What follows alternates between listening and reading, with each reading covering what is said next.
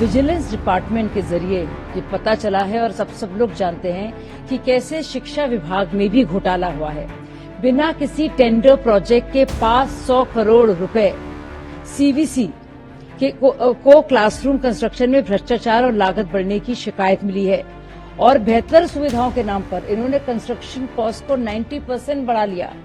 यानी कि बात तो की कि आप क्लासरूम बढ़ाएंगे, लेकिन उसमें जो जिसको टेंडर देना था, जो कंपनियों का काम कर रही थी बनाने का, डेवलपर्स और कंस्ट्रक्शन कंपनीज, उससे भी उन्होंने किकबैक लिए और पैसा कमाया और 90% कंस्ट्रक्शन कॉस्ट बढ़ाया।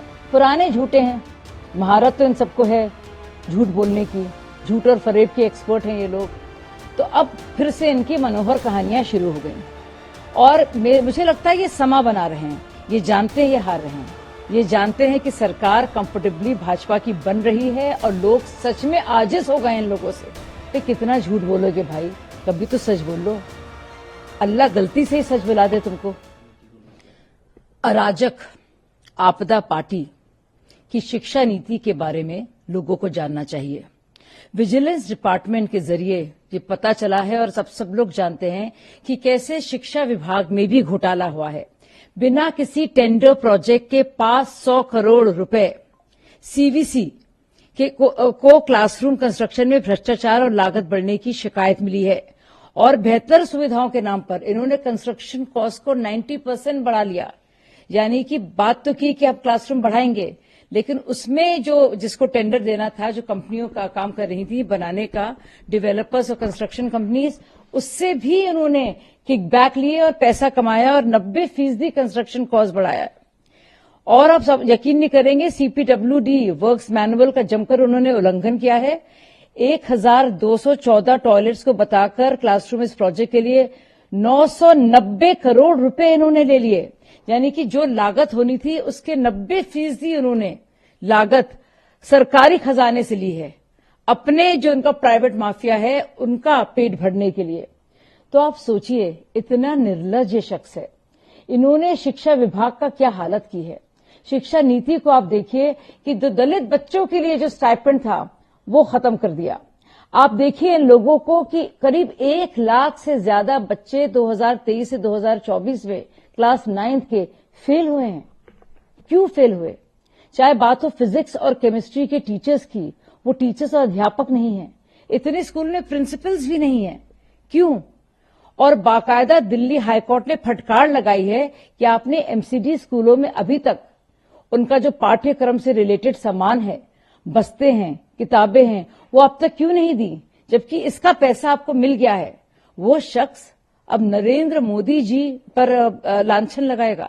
वो इंसान जो है अब औरों को करप्ट बोलेगा, जो खुद परिकाष्ठा बन गया है करप्शन की।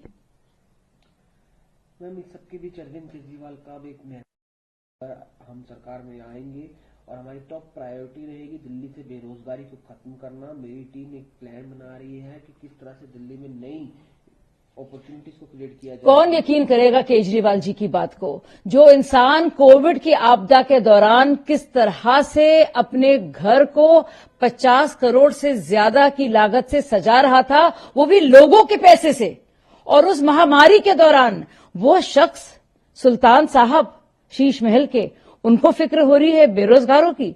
आप देखिए कितना पैसा कमाकर, घोटालेबाजी कर कर, लोगों को शराब के बोतलें बांट कर और उससे पैसा कमाकर ये लोगों को फिक्र है रोजगार करने की। अब तक अगर फिक्र होती इनको युवाओं की या बेरोजगारी की, तो अब तक 10-11 साल से क्या कर रहे थे?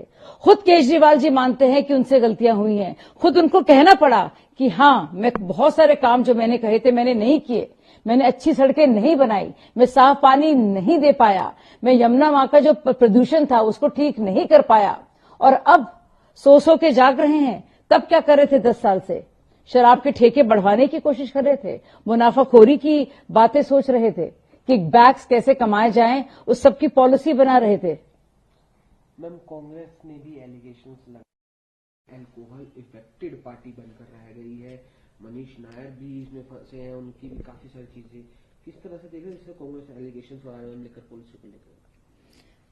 देखिए, अल्कोहल अफेक्टेड पार्टी पवन खेरा जी कह रहे हैं, लेकिन अफसोस की बात है और कितना दुर्भाग्यपूर्ण है कि अन्ना हजारे आंदोलन के गर्भ से निकला हुआ एक आंदोलन और एक पार्टी जो बनी है, उस अन्ना हजारे के पीठ में न सिर्फ छुरा भोगती है, बल्कि अन्ना हजारे के जो उसूल थे शराब को लेकर, उनको पूरी तरह से तार तार करती है।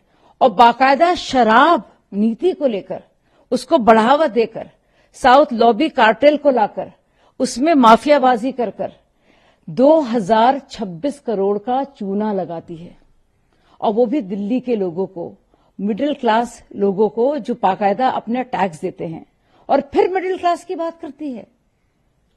संजय सिंह ने मैम गंभीर आरोप लगाते हुए पुलिस की सहायता से हमारे कार्यकर्ताओं के घर पर रेड करवा रहे, रात को 10 बजे भी रेड हुई है, और बिना बात के हमारे कार्यकर्ताओं को परेशान किया जा रहा है, हमारे कैंपेन की सामग्री को जब्त किया जा रहा है। लेकिन मुझे लग रहा है संजय सिंह जो हैं पुराने झूठे हैं, महारत तो इन सबको है झूठ बोलने की, झूठ और फरेब के एक्सपर्ट हैं ये लोग।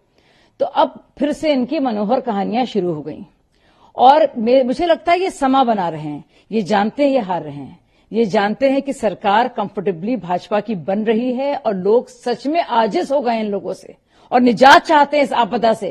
तो अब बहानेबाजी हो रही है कि हमें परेशान किया जा रहा है, वही विक्टिम कार्ड पे। कितना झूठ बोलोगे भाई, कभी तो सच बोल लो, अल्लाह गलती से ही सच बुला दे तुमको। मैम अब संदीप दीक्षित ने भी कहा कि हमें शिकायतें मिल रही कि कैश और चीजें डिस्ट्रीब्यूट की जा रही है, प्रवेश वर्मा के बारे में भी उन्होंने कहा, क्या कहेंगे आप? देखिए, आम आदमी पार्टी जिस तरह से उन्होंने आरके पुरम से परमिला टोकस को लगातार टिकट दिया है, वो वही परमिला टोकस हैं जिनके पति हैं धीरज टोकस, वो वही धीरज टोकस हैं जिनके खिलाफ हमारे जैसे लोगों ने कंप्लेंट की थी कि वो खुलकर शराबें बांटते थे और पैसा बांटते थे। इसी काम के लिए वो जाने जाते हैं। तो वो पार्टी जब इस तरह के लोगों को आगे बढ़ाती है, उनको टिकट एक बार नहीं कई बार देती है, उस पार्टी से और क्या तवक्को की जा सकती है। उनका शराब और पैसा और नोट से वोट और वोट से नोट का ही पूरा खेल है। मैं आखिरी 2 सवाल चाहूंगा, राहुल गांधी ने आज उन्हें नमन करते ट्वीट करा। इस बीच बीजेपी के बड़े नेता सुकंता मजुमदार, उन्होंने कहा, I strongly protest with the claim that Netaji Subhash Chandra Bose died on 18th August 1945, as stated in social media post by Rahul Gandhi. I also demand that Rahul Gandhi will apologize within 24 hours for showing disrespect to Netaji, who was the first Prime Minister of India.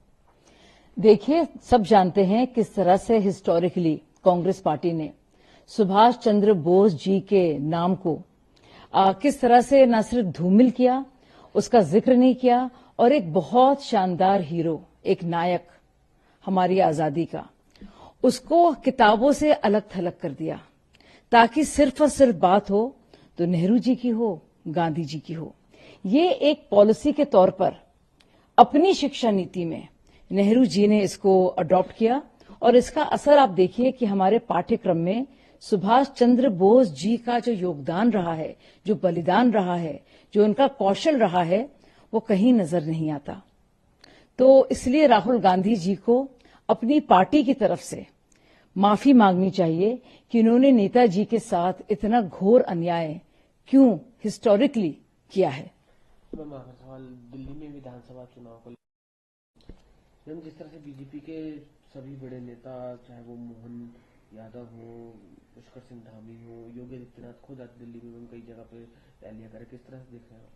मुझे लगता है चुनावी सरगर्मियां तेजी में हैं, और आम आदमी पार्टी काफी सकपकाई हुई नजर आ रही है, बिखरी हुई। आप देखिए उनकी शक्ल पे हवाइयां, आप देखिए केजरीवाल जी किस तरह से बोल रहे हैं, आप देखिए रोजाना नई नई कोई बात को लेकर आते हैं। उनको एकाएक याद आता है कि बेरोजगार भी हैं, चौकीदार भी हैं, RWAs भी हैं, यहाँ पे ऑटो वाले भी हैं।